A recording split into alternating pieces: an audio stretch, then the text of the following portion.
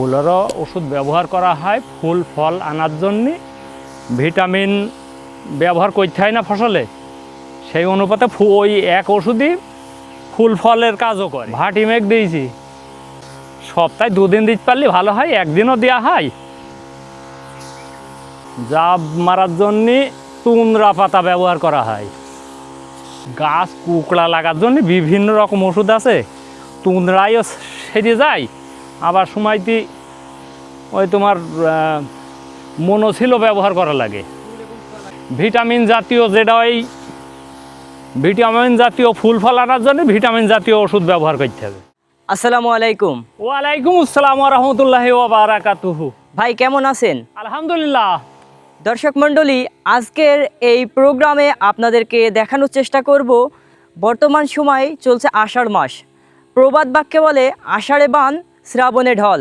এই সময়টায় অনেক কৃষকই তাদের পছন্দের আবাদ হিসাবে বেছে নেয় শসা চাষ।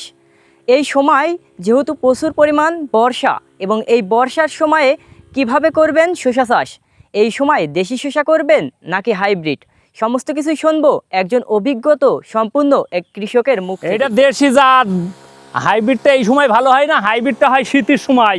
বর্ষার সময় দেশিটা গাছ ভালো হয়, বাড়ে কম। আর ওই বর্ষার সময় ওই হাইব্রিড লাগালে গাছ বাড়ে বেশি, শসা ধরে কম। শসা চাষ এই পয়লা তো, শসার মারাত্মক রোগ দেখছি মাকড় আর ভাইরাস। যদি না লাগে তাহলে আলহামদুলিল্লাহ, আর ভাইরাস লেগে গেলে তাহলে আর কিছু করার নেই। শসা চাষের মারাত্মক রোগ দেখা যায়, সেটা হচ্ছে ভাইরাসজনিত। এই ভাইরাসজনিত রোগ দেখা গেলে আপনার গাছ সাধারণত হলুদ বর্ণের হয়ে যায়। এবং শসা চাষের আরও একটি মারাত্মক রোগ হচ্ছে আপনার জাব পোকা।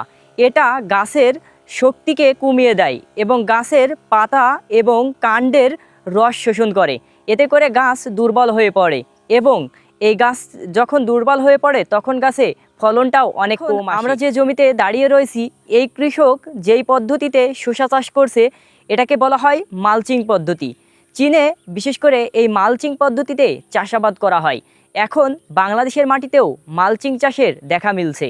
এই চাষে আপনার লাগানোর সময় সাধারণত সার এবং প্রয়োজনীয় যে ঔষধগুলো সংমিশ্রণ করে মাটিতে বিশেষ পলিথিন দ্বারা আবৃত করে দেওয়া হয়। এটাকে বলা হয় মালচিং পদ্ধতি। এতে এক জায়গায় নির্ধারিত ফুটা করা হয় এবং ওখানে গাছের বীজ অথবা চারা রোপণ করা হয়। এতে করে অল্প খরচে বেশি লাভবান হচ্ছে কৃষকরা।